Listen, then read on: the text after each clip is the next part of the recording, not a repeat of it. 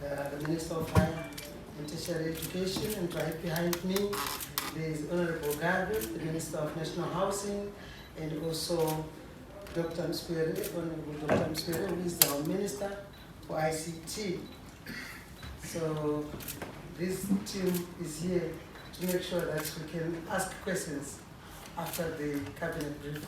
We are also being joined here by the Minister of Energy, Honorable Jim Soda.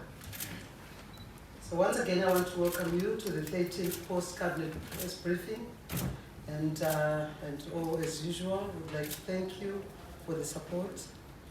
Cabinet today received the response to the COVID-19 pandemic and also a report on the procurement and rollout of vaccines.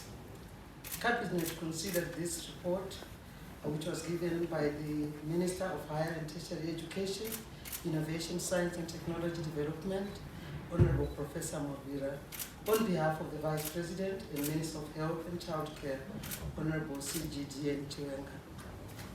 Cabinet wishes to inform the nation that as at 16th of May, yesterday, Zimbabwe's cumulative COVID-19 positive cases had reached 249,431, with 242,537 recoveries and 5,484 deaths. The recovery rate was 97%, with 1,279 active cases recorded. The overall number of new cases increased during the week, with 910 cases recorded compared to 361 the previous week. An average of 130 new cases were reported per day compared to 52 the previous week. A total of 49 new admissions were recorded compared to 42 the previous week, with 8 patients admitted to the intensive care unit. The nation is informed that the most recent genomic sequencing test results show that the circulating variants in Zimbabwe remain Omicron BA1 and BA2, and not the more transmissible BA4 and BA5 that have been reported in South Africa. On the national COVID-19 vaccination program, Cabinet is informing the nation that vaccination campaign teams were all out in full force during the week. Vaccine doses utilized reached 726,278 compared to 289,035 the previous week.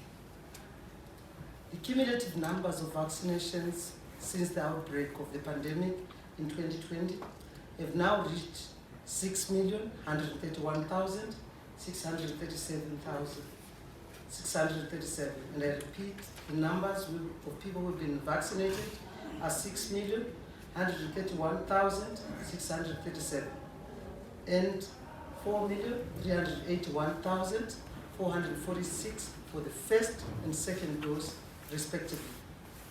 And about 750,228 have received their third dose, which is the booster.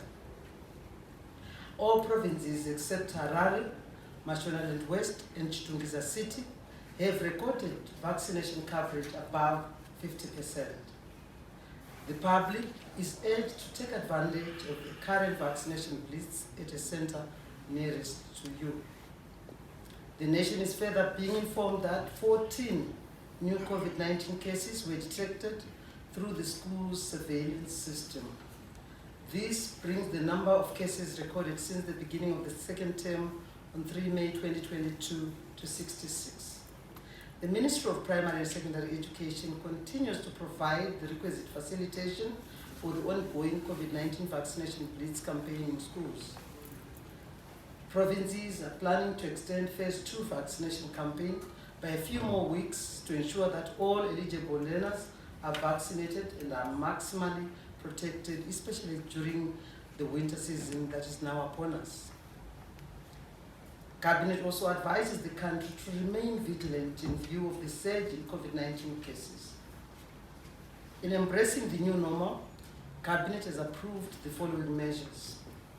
1, that provincial medical directors, in collaboration with provincial education directors, submit on a weekly basis a list of schools in their provinces that meet the 70% second dose COVID-19 coverage. And also, secondly, that all teams continue working closely with community leaders to ramp up vaccination campaign activities and encourage the most vulnerable groups, especially the elderly and those with underlying medical conditions, to get vaccinated. And thirdly, that all primary schools resume all sporting activities. Secondary schools that have reached 70% COVID-19 second dose vaccination can resume non-contact sporting activities. Then we moved on to the getting a report on the hosting of the African Elephant Conservation Conference at Hwange National Park, which is going to happen from the 23rd to the 26th May 2022. The Minister of Environment, Climate, Tourism and Hospitality Industry, Honorable Mangaliso Ndlovu, updated Cabinet on the hosting of the African Elephant Conservation Conference, and Cabinet noted the report. The nation will recall that Cabinet earlier on approved the hosting of the conference, which is primarily meant to discuss and prepare for the Convention on International Trade in Endangered Species, CITES, 19th Conference of Parties, COP19, which is scheduled for November 2022 in Panama. The African Elephant Conference will also provide technical scientific research on African elephant conservation and management, as well as assess the success and failures recorded in that regard. Furthermore, the conference will galvanize support on measures to improve African elephant conservation in Southern Africa and agree on a framework for wildlife management. Overall, a total of 150 participants are expected to attend the event, including responsible ministers from 16 Southern, Central, Eastern, and Western African countries, also diplomats accredited to Zimbabwe, non-state actors such as the Campfire Association, the Worldwide Fund for Nature, that's WWF, and the Food and Agriculture Organization, chiefs, and also local community leaders. Cabinet wishes to further highlight that the Elephant Conference program involves a two-day meeting of technical officials from the 23rd to the 24th, followed by a one-day ministerial meeting on 26th May. Then the key output of the conference will be a ministerial declaration on African elephant conservation in Africa that is to be referred to as the Hwange Elephant Declaration. Government emphasizes that the CITES COP19 is critical in the country's wildlife conservation and management programs, especially that of elephants and stockpiled products. The outcome of the African Elephant Conference should therefore be mutually beneficial to all parties, including communities, wildlife, the environment, and government. In particular, there is need to look objectively into the issue of trade in elephant products, as well as human-wildlife conflict issues in affected communities. And this conference provides the appropriate discussion platform.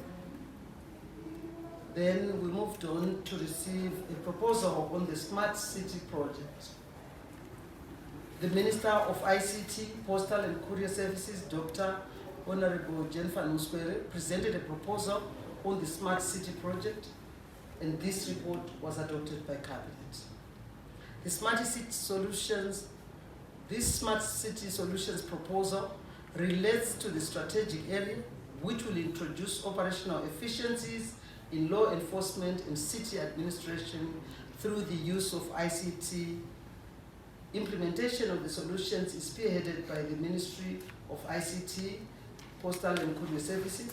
The current proposal relates to the smart traffic management system, that is monitoring and surveillance with cameras and integration of systems under the Ministry of Transport and Infrastructural Development. In terms of the smart traffic management system, a countrywide system is set to be deployed throughout the country in partnership with capable technical partners. The system aims to install cameras on all controlled intersections and strategic points in all our cities for gathering information and monitoring traffic flow within all our cities. It will create a platform for the real-time electronic monitoring of roads, receipting, and reconciliation of fines, docket management, and analysis of traffic information and statistics across the whole country. The system will be integrated with relevant electronic platforms at the Central Vehicle Registry, CVR, at the Zimbabwe National Roads Authorities, NARA, and also at ZIMRA, Zimbabwe Revenue Authority, Interpol, and other relevant ministries, departments, and agencies. The integration of systems under the Ministry of Transport and Infrastructural Development will link a number of operational systems as well as those to be installed in the ministry. A committee was set up to work on the linkages of all the systems to the National Data Center. The targeted systems are in CVR, ZINARA, ZIMPOST, Vehicle Inspection Department, VID, and other relevant departments in the road and vehicle management area. Cabinet advises that the Ministry of ICT, Postal and Courier Services will directly engage ministries, departments, and agencies and technical partners for the development of the smart city solutions across the country. Under this arrangement, the selected partners will fund the procurement of equipment and implementation of smart solutions on a revenue share basis, with investment recouped from revenues generated by the respective project on a build, operate, transfer basis. This will expedite implementation of the project. The Smart City project has many benefits. It will ensure that all criminals who skip red robots and commit similar crimes are easily traced and brought to book. The project is also expected to reduce road carnage attributable to human error while improving operational efficiencies in the administration of local authorities and law enforcement authorities. Crime detection and enforcement will be enhanced, while revenue collection will also be increased through optimized systems. Then Cabinet received a report on the strategies to standardize Zimbabwe's fuel procurement system. Cabinet received a report on strategies to standardize the fuel procurement system as presented by the Minister of Energy and Power Development, Honorable James Soda. Cabinet wishes to inform the nation that the instability in Eastern Europe has increased the uncertainty in fuel supply. Government has therefore increased efforts to improve the strategic fuel reserve, with US 40 million worth of fuel having been procured in the last 6 months. The intention is to maintain at least a 30-day stock cover, which at the current consumption levels translates to 150 million liters. This fuel would be released onto the market to plug supply gaps or to stabilize prices. The nation is informed that in the immediate term, Cabinet has adopted the following strategies: resumption of petrol blending at E10 from 25th of April of May 2022, which has reduced the pump price of petrol to US dollars 0.04 per liter. The blending will go up to E20 by end of May, which will lead to a higher reduction in the price of petrol by another 7 cents per liter.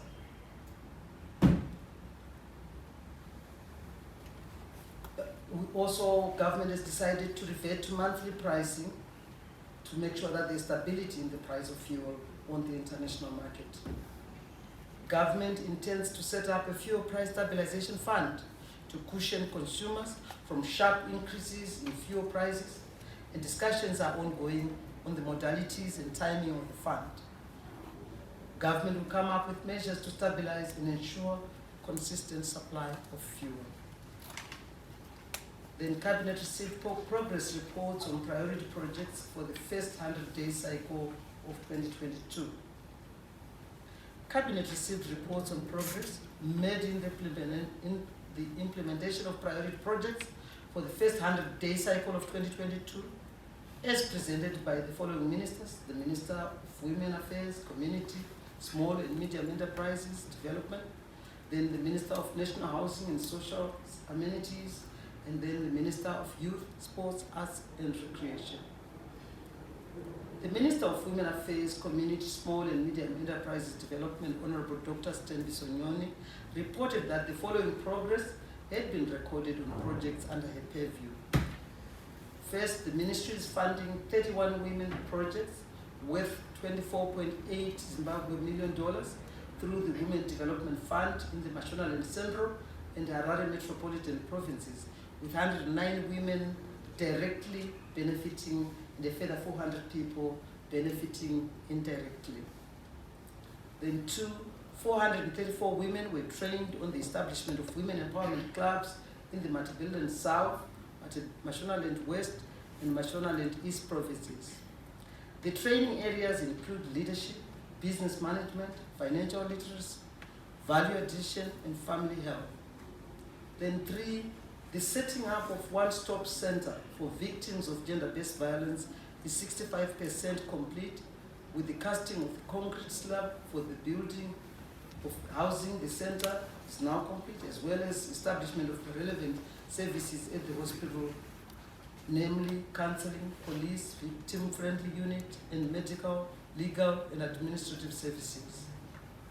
Then, for all the targeted 100 beneficiaries have been trained under the transformation of community groups from informal livelihoods projects into formal enterprises in Mashonaland East, Mashonaland West, Matabeleland South, and Midlands provinces. The program is now being cascaded to other groups, while at the same time, the trained groups are supported to certify their products with the Standard Association of Zimbabwe.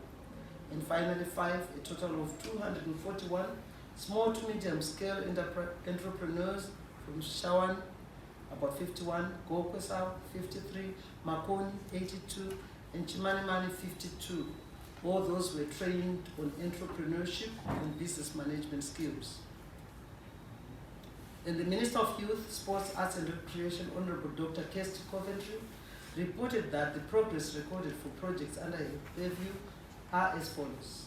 1, under the Empowerment Bank and Muri Tobacco Youth Business Startup Lake project, 164 youths were supported in tobacco production on 110 hectares of land in Urumba district, that's in Mashonaland West province, and the young farmers have delivered their produce to the auction floors.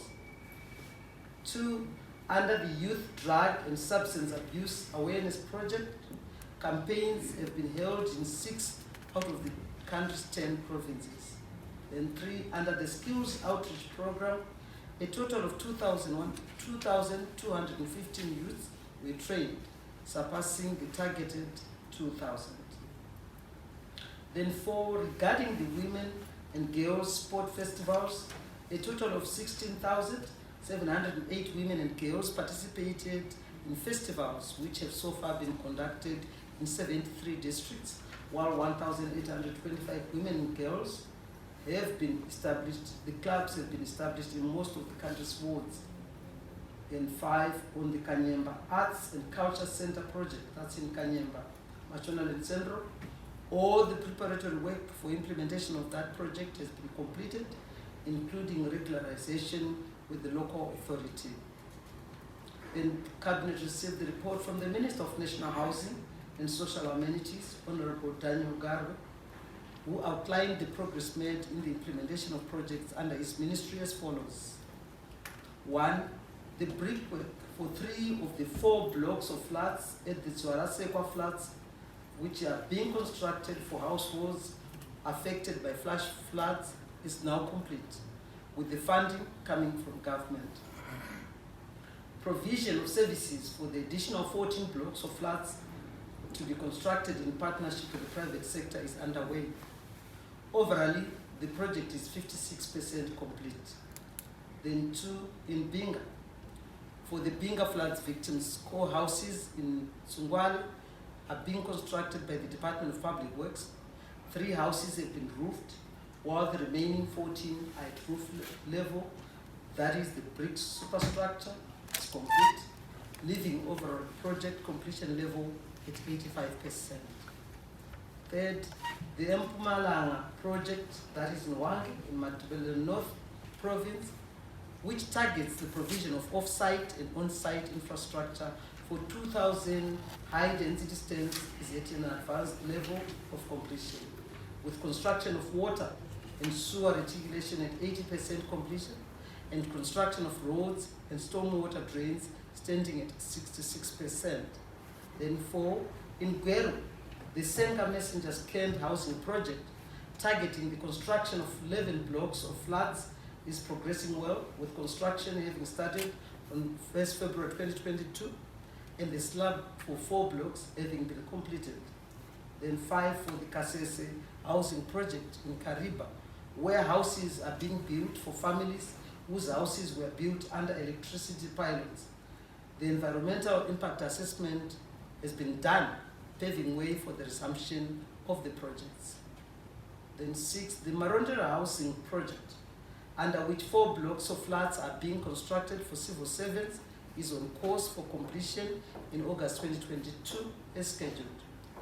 Then 7, the contractor for the Crown Lands start paying for your housing scheme for civil servants in Jinoi, in Mashonaland West Province, is now back on site following government's intervention in the matter. The project involves provision of off-site and on-site infrastructure for 999 medium-density residential stands. The stand sizes range from 300 square meters to 1,000 square meters. Then Cabinet moved on to receive a report on the mining in Durban, which was held in Cape Town, South Africa, 9 to 13th May 2022. The Minister of Mines and Mining Development, Honorable Winston Chitando, briefed Cabinet on the mining in Durban, which he attended in Cape Town, in South Africa, that is from the 9th to the 13th May 2022. Cabinet would like to advise the public that the conference was attended by more than 6,000 delegates, surpassing the attendance recorded at the 2 previous endeavors. Lots of state-of-the-art equipment was on display, while the conference also afforded the Zimbabwean delegation the chance to engage with investors and other mining stakeholders. The Zimbabwe Pavilion attracted a lot of investors and other visitors, whose engagements were made more productive by the presence of officials from the mining industry sector. The minister held meetings with some of his regional counterparts, as well as the potential investors. These included the current president of the African Diamond Producers Association, who is also the Minister of Mines in Tanzania. On a related matter, the public will recall that a post-cabinet briefing session held a few weeks ago advised that a Kimberley Process Certification Assessment team would visit the country on a scheduled tour. Accordingly, Cabinet takes this opportunity to announce that the team is in the country carrying out the assessment. Stakeholders are encouraged to cooperate with the team. And that brings us to the end of today's post-cabinet. I want to thank you. Thank you, Honourable Minister, for such a precise submission of what was decided by the 18th post-cabinet meeting. Now we are having our session where we will be providing opportunity to members of the media to file any questions to the chair and the honourable ministers present here. So we, as usual, we have 2 sessions. First session, we give 3 persons to file before the second one. Any initiatives, any offers? Yes, please, behind your name and organization. Thank you, Takuchi Mbake from Zimbabwe TV. My question goes to the Minister of Energy regards the blending. We know that the Minister told us she's in a report there that you're increasing it by end of month. This might be a bit tricky. Just tell us regards the lasting of the fuel, because motorists at times they complain that what you get, for instance, if you use $10 with the current blending, and if you then increase it, you don't go for a longer distance. Just give us the technical aspects there. And also, last year, we saw a month where you knocked off some of the levies, which are said to increase the pump price. Is there an opportunity for this also to be done this time around as the prices keep going up on the global market? Tabu, you question, you put two questions in one question. Can you, Yeah. please, there are two questions, and I think Chief Secretary will allow you. Don't try to hide it. Thank you. All right, any second offer?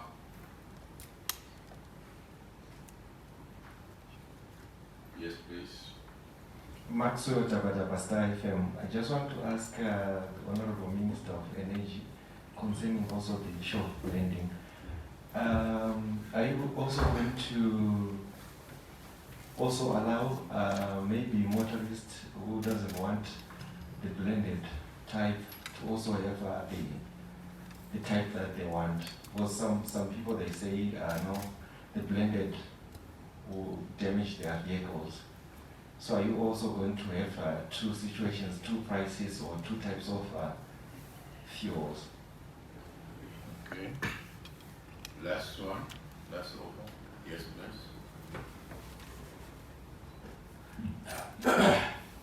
Takawera Samuel with Joseph Richards. My question goes to the Minister of Environment. There was an update with regards to a conference revolving around elephants. In what ways, Minister, will this conference be used to unlock value out of ivory that is in government stocks? Okay. That's the end of the questioning, Honorable Minister. Over to you. Okay, good. Thank you very much, Taku Chambakwe. His questions are that. Thank you, the Chief Secretary. And thank you, Taku, and thank you, most of you, for asking such great questions, I think. Taku Chambakwe, his question is directed to Honorable Jemusoda. This is in regards to blending.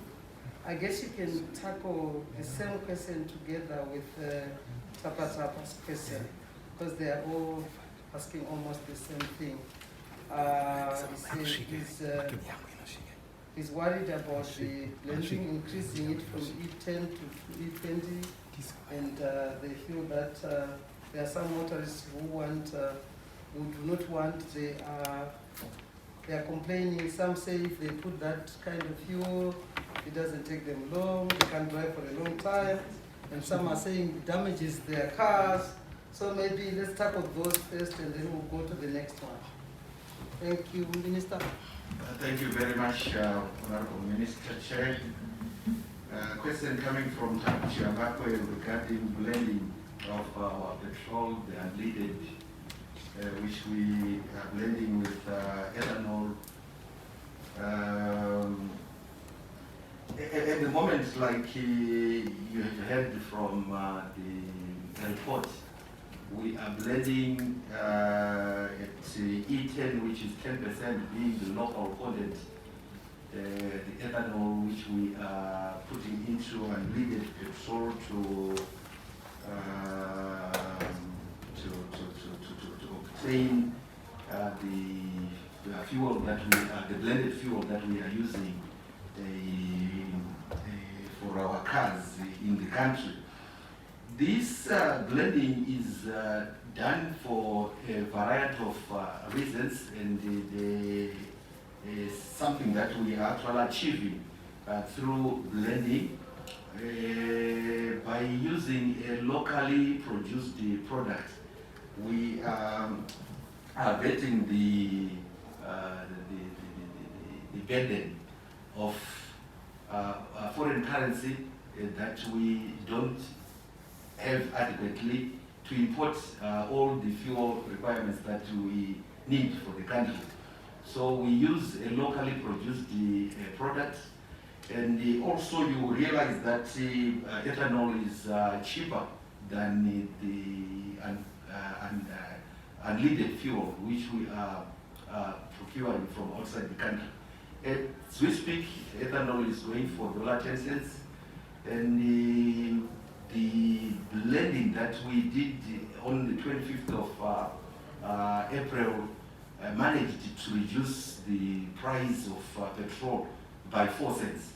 And it is our intention to increase to the highest level, which is mandated, which is 20%. And we envisage to reduce the price of petrol by 7 cents when we get to E20, which is 20% blending ratio. Apart from a reduction of prices, we also create jobs by blending our fuel with a locally produced product. You see what is happening in Chisumba and Chirezi, where sugarcane is grown, jobs are created for the people. But let me respond to the other issue which you have raised, the issue of the quality and the perception which is around blending, where people think that blending with ethanol affects the performance of their vehicles, and also the consumption rate becomes higher when the fuel is. That is just a perception. And the worldwide blending is acceptable, and also there are some standards that are complied with when blending is being done. So it is just a question of perceptions, where people think that when the unleaded petrol is blended with a locally produced product, it won't last in their vehicles, and it also affects the performance of the engines of their vehicles.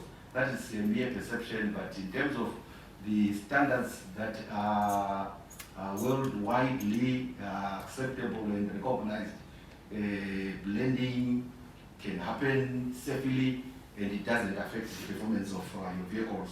Then the other question was to do with whether it's optional. This is mandatory blending, and it's expected whenever it is introduced, because it is introduced through a statutory instrument. It becomes mandatory that whenever ethanol is available and blending is being effected, all the fuel that is available in the country would be expected to be blended. And unless maybe on exceptional circumstances when the ethanol is not available, that's when we can use purely unleaded petrol. Thank you very much. Thank you very much, Honorable Minister. I think Taku and Tapa, you got your answers there. If there are any follow-up questions, you can always come later. But I thank the Minister for that comprehensive answer. The other question which Taku had also wanted to just embed in there was the issue whether there will be another knockdown price of fuel in future, as soon as possible, because I don't know. That's the question, is that right, Taku? I was saying the taxes that are charged for fuel, there are a number of levies that are charged. So last year, there was a month which the government knocked down one of those levies. And Zera is on record stating that they did it deliberately to reduce the pump price. So we're saying, given the surge in prices on the global market, is this likely going to be something that they will consider? Minister, I'm sure you got that, you emphasized it. Minister, Honorable James Soda, would you like to take that up? Okay, thank you very much, Honorable Minister. Yes, that is currently being implemented, where from time to time there's a review in the strategic reserve levies. As we speak, our diesel, which is supposed to be levied at 12.7 cents, is currently being levied at 4.7 cents, where about 8 cents has been reduced from the strategic reserve levy for the purposes of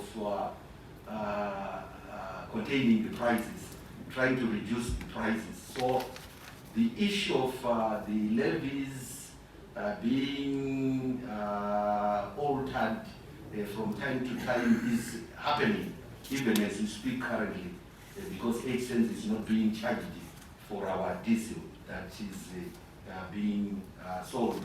Where we find the price being $71 currently, it should have been at $79. It did not be through the intervention which was made through the strategic reserve levy.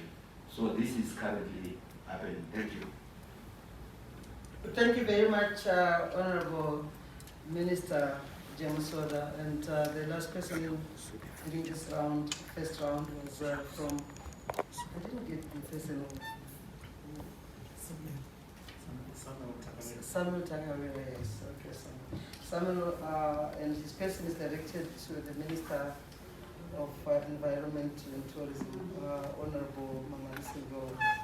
And he wants to know, by hosting this African Elephant Conservation Conference, will that unlock value? How will that conference unlock value in terms of, especially when it's looking at the stockpile of our products? Honorable Minister. Thank you so much, Honorable Minister Chair. And Samuel, thank you for the question. Maybe just by way of background, when you are looking for the best places where there is good conservation of elephants, lions, your giraffes, your buffaloes, you look in Africa, and more specifically Southern Africa.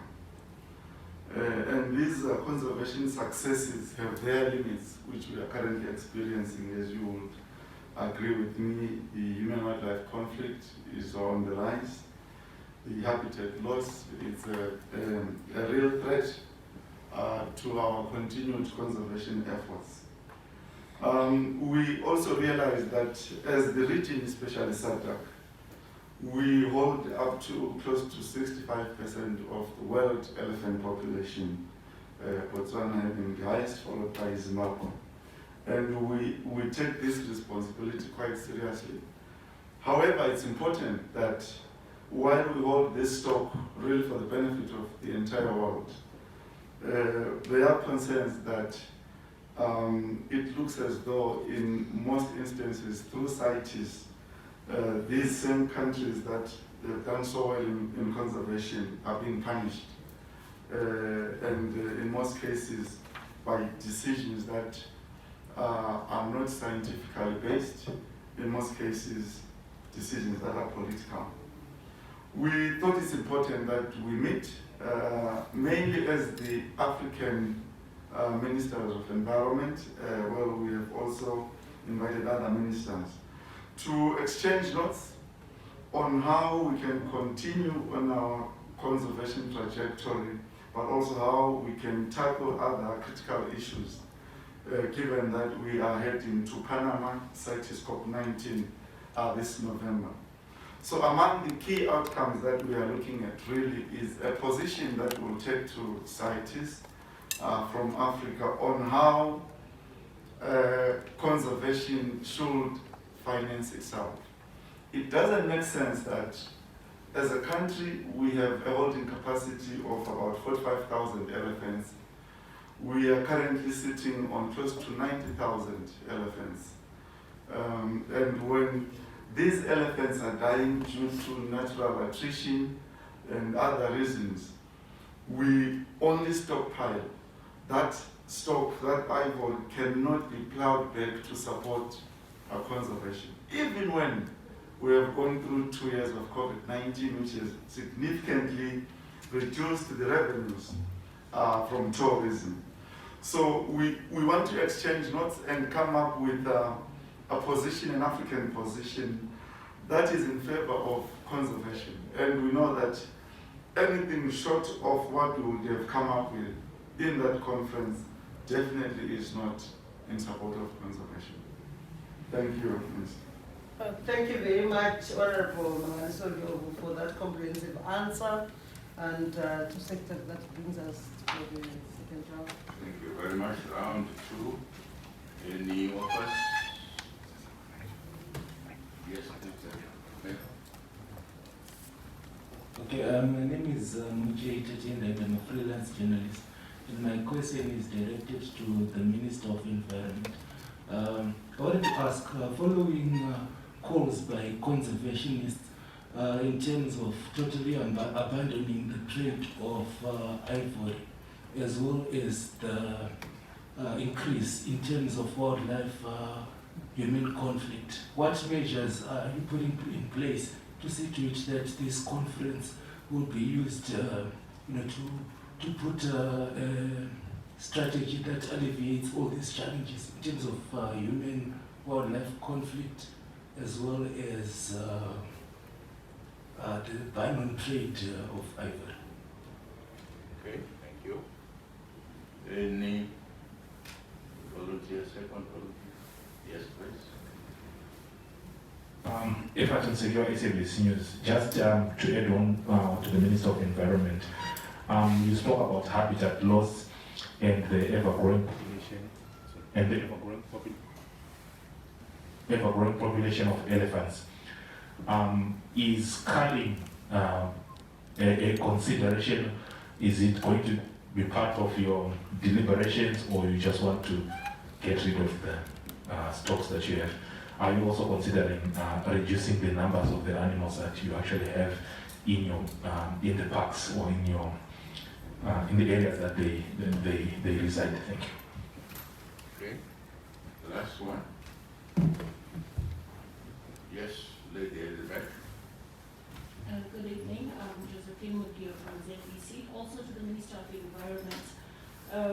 Yesterday, the Director of Parks did mention that after every CITES meeting, the country is nursing wounds from the outcome that always comes from them. Is there really hope that they do want to engage in conversation concerning what we want when it comes to selling of ivory as well as culling of elephants, or this is a war that we're probably fighting on our own?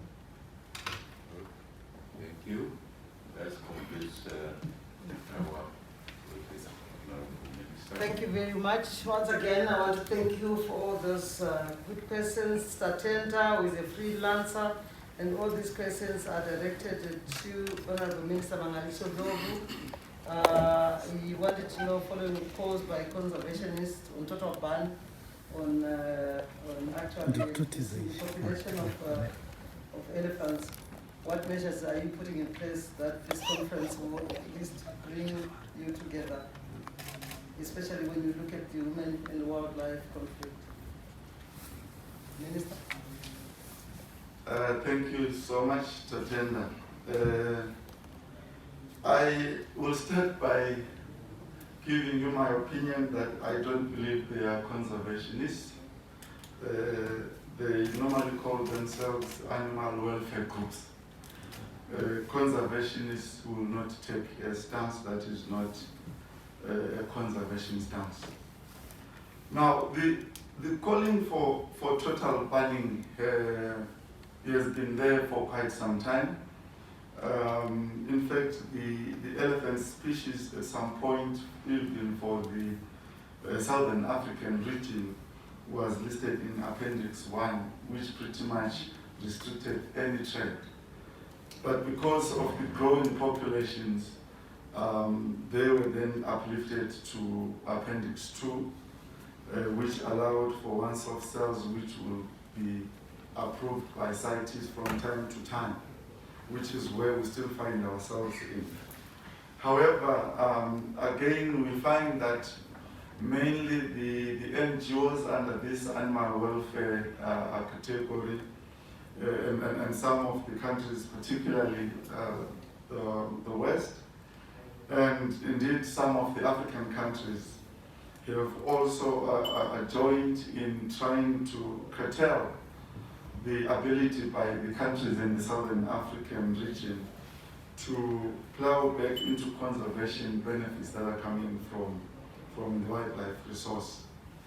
As we have also highlighted, there is the growing human-wildlife conflict, and if we do not address this, the consequences are going to be quite catastrophic. Now, our position as we are going into CITES, maybe starting with the conference, is that we want a united Africa. It is disheartening to find Africa so divided in an international platform. You will never find EU divided. All 26 countries, it's one vote giving you 26 votes. Why can't Africa exchange notes? Let's appreciate each other's positions and we emerge with one voice. This is essentially what this conference is about. Zimbabwe has taken lead in elephant dialogue. You will recall that the president once hosted the Elephant Summit in Kasane, and he took the matter again to AU, trying to rally the African Union behind the plight of the elephants. You will recall, if you have a memory of recent history, there is a country in Africa where at one point elephant populations grew to a level that was unsustainable, and in a very short space of time, they lost significant numbers of elephants. And we are seeing the reality that this will happen in the Southern African region unless drastic measures are taken. So we are clear that we are not going to CITES to beg them. We are going to CITES to present our strong position, a position which we are willing to defend, even if it means being outside CITES. We are there in CITES to share our success stories for the benefit of those countries who want to also experience the successes in conservation that we have experienced, not to be lectured on how we conserve our wildlife. The trade in ivory, again, is another sticky issue which we want cleared, because we believe that unless CITES will be in a position to finance conservation in these countries, then the wildlife should be able to finance itself. We should be able to benefit from the wildlife resource and we plow it back to conservation. I hope I have answered to this question. Thank you, Mr. Actually, Honorable Mangaliso has answered to the three questions, both from Effort Msekiwa and also from Josephine Mpio's ZBC, because he was talking about, well, the question you have to answer is, Effort Msekiwa wanted to know, with this ever-growing population of elephants, is scaling part of the deliberations, that is reducing the number of elephants in our parks. But to some extent, to a greater extent, you've answered Josephine Mpio, I think, when you said you're going to CITES to present your Zimbabwe's case, and you want in Africa which is united. You want the purpose of holding this conference is to make sure that you go with an African position, and you are not going there to be lectured on how Africa should conserve its wildlife. I think that answers to a greater extent to what Josephine wanted, unless there is something she would like to clarify. But otherwise, what I'm asking you, Minister, maybe to just talk on the Effort Msekiwa's question on whether killing is going to be part of the deliberations at the conference. Thank you so much, Honourable Minister. So the question of culling is always an interesting one. The reality as it stands is that our populations are growing at a rate between 5 and 8% per annum. So because the populations are growing at a growing rate or at a faster rate, we have what we call exponential growth of our populations. But again, all possibilities of us selling live elephants to those who want to populate their areas have been cut under CITES. They've introduced an amendment to the current CITES provisions, which says we can only sell to appropriate and acceptable destinations. Literally meaning we can only sell to the African countries, most of whom have these elephants in abundance. So we have growing populations. We will continue to defend our conservation, but when we have a chance to generate revenues to support conservation, CITES comes and they close that window. What do? We now are faced with a situation where in the next 5 years, Wange National Park will see significant casualties of our elephants because there simply is not enough habitat. But the sad reality is that the elephants might die last. The smaller animals will be the first to die because now it becomes the survival of the biggest or the fittest. We need to manage the populations, and we are left with limited choices. If this CITES is not decisive on this critical matter, we will be left with no choice than to either go the current way or maybe consider engaging our affairs outside CITES. Thank you, Minister. Thank you very much, Honorable Mr. Govu.